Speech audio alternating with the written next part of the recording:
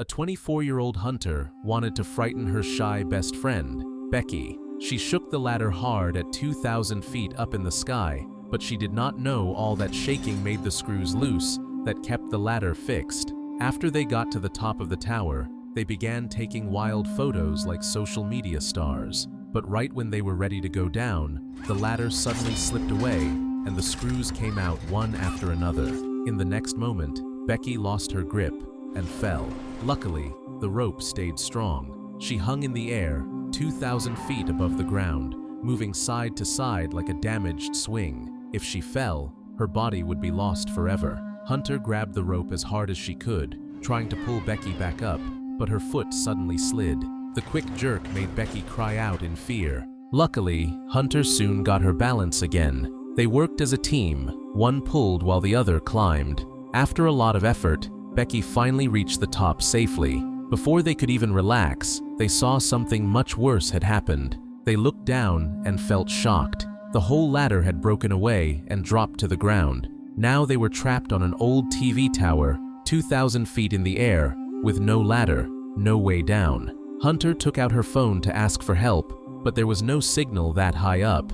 They checked the toolbox on the platform and found a pair of binoculars and a flare gun with bullets. Right then, Hunter found something. The post she shared earlier from the ground had more than 300 likes, which meant there must be signal a bit lower down. She wrote a help message, tied her phone to a rope, and gently lowered it down. But the rope was not long enough. They never heard the message go out. Hunter made a brave choice. She climbed out of the safety area and lowered herself down the damaged ladder, hanging in the open air 2,000 feet high. Still not enough. She even let go with one hand, trying to drop the phone just a little more. Becky could hardly breathe from the worry. Hunter was also losing her power, but still no signal. She had to climb back up.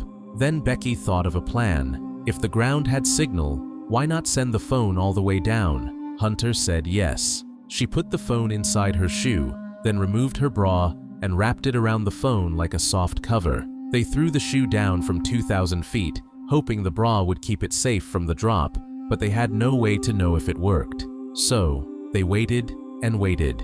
Hours went by. Still, no help came. Clearly, the phone had broken when it hit the ground. Just when they were ready to give up all hope, Hunter saw someone at the base of the tower with the binoculars. The two girls got very excited and started yelling for help as loud as they could, but they were far too high up. The man below did not hear anything. Worse, he began walking away. Becky fast took off her shoe and threw it down. It hit the ground hard, but the man did not see it. She threw the other one. This time, it struck a metal part and made a big sound. The man turned and looked around. He picked up the shoe, but oddly, he never looked up. After seeing no one nearby, he just threw the shoe away and left. The girls felt totally broken. Becky took the flare gun, ready to shoot, but Hunter stopped her. The sun was too strong. A flare would be hard to spot in the day. Then, Hunter saw an RV close by. She thought the man had come for camping and probably would not leave soon. Becky agreed to wait, and at last night arrived. They pointed at the sky and shot the flare gun. The bright light filled the night. Sure enough, the man saw the flare. With the binoculars, they watched him looking up at the tower. Hunter and Becky felt full of joy. They thought, at last, help was coming, but what happened next shocked them deeply. They saw the man going toward their truck, holding a metal stick. He broke their car window without a pause. The girls jumped in panic from above. Then, he opened the door and went inside. The engine started. He was taking their car. The two girls could only watch as their final hope drove far away, left stuck on top of a 2,000-foot tower, feeling more lost than ever. Now all they could do was hope the thief had a good heart and might call for help later. They waited all the way to the next morning, but still no help came. This could not continue. They had not had any water in over a day. They had to save themselves. So Hunter chose to take a huge risk. She tied the safety rope and got ready to get the backpack caught on the metal dish below. Even though Becky begged her not to do it, Hunter would not listen. She tied one end of the rope to a pole, then slowly lowered herself down the side of the tower, step by step, using the steel frame to stay steady. Suddenly, her hand slipped, and she was left swinging in the air, hanging by the rope. She fought to get control, then carefully kept going downward. But when she got to the end of the rope, the backpack was still much too far away. She tried leaning to the side, reaching for it with one hand, but it did no good. Above, Becky was scared. She begged Hunter to come back up, but Hunter had a wilder plan. She unclipped her safety rope, now hanging with no protection. She held the rope with one hand and reached the other hand toward the backpack. She swung side to side in the air, still could not reach it, so she pushed off the tower wall, sending herself higher, then timed it just right, swung her legs forward, and let go. It was scary to watch, but somehow she landed right on the metal dish. Hunter quickly took the backpack, and the first thing she did was take out the water bottle. She drank a big amount while Becky watched from above, swallowing hard. They had the backpack now, but how would Hunter get back up? She slowly stood up, balancing herself on the tower, trying to get as close to the rope as she could, then carefully reached out her right hand, but it was just too far. Then, she had a brave idea. She stepped back, took out her selfie stick from the backpack, using it to catch the rope loop. She stretched her arm, trying to hang the backpack on the rope loop, but it was too heavy. She tried again and again. Nothing worked. Just as she was ready to stop, she finally got the bag onto the loop that gave her just enough length to hold it. Hunter bent down, looked hard at the backpack, then jumped. She grabbed it in the air. Becky gasped in shock from above, then quickly took the rope and pulled with all her power. Meanwhile, Hunter climbed fast, hand over hand, leg over leg. Soon, she was just below the top of the tower. Now, she only needed to grab the last part of ladder, and she would be safe. But right at that moment, something went wrong. Hunter's arms gave up. She lost her hold and started to fall. It all happened so quick. Becky stood frozen in fear. She could not believe what she just saw. Tears ran down her face as she slowly leaned over the edge, ready to face the bad truth. But right as Hunter was falling, she managed to catch the rope at the last moment. Her hands were cut and bleeding, so Becky had to pull her up alone. It felt almost impossible, but she quickly got focused, used her legs to hold steady, and started pulling the rope with all she had. With one final push of strength, she brought Hunter back to safety. The backpack came up too, the one with the water and the drone. Becky lost no time. She took out the water bottle and drank it down like her life needed it. It was the first real help in 2 days. Then they looked in the backpack again and took out the drone. Becky found a restaurant paper inside the bag. She used an eyeliner pencil to write a help message on the blank side.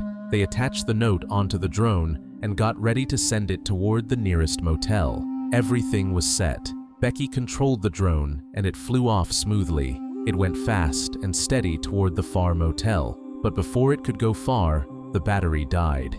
If the drone fell now, it would be their last chance gone. So Becky had to bring it back, just as the drone lost power. She reached out and caught it just in time. But with no battery, they still could not send out their message.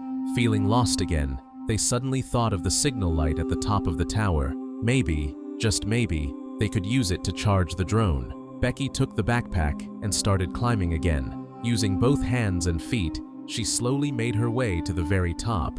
Once there, she unscrewed the cover and took out the light bulb. She plugged the drone charger in, and to her surprise, it worked. Becky was excited. She did not move at all and sat there for 2 whole hours until finally the drone was fully charged. When Becky got back to the platform, she did not stop for a moment. She right away launched the drone and sent it flying toward the motel. Soon, buildings started to show on the screen. She just needed to reach a place with people. Someone would see the note attached to the drone. Becky could not hold back her joy, but just as the drone crossed the road, a truck sped by and broke the drone to bits. Becky was frozen in shock. She could not believe what had just happened. She had been so close. She saw the truck driver get out to look.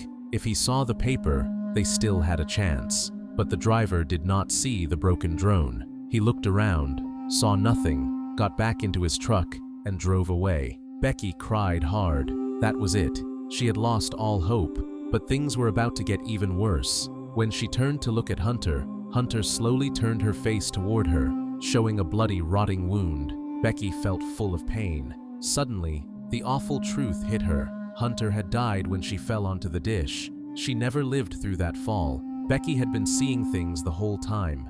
It was just the backpack she had pulled up, not Hunter. Since then, Becky had been totally alone on that tower, talking to a memory. She fell down on the platform, fully unconscious under the hot sun. Suddenly, a hungry vulture flew down and pecked at her bloody thigh, but Becky quietly opened her eyes, stared at the bird, and grabbed it by the neck.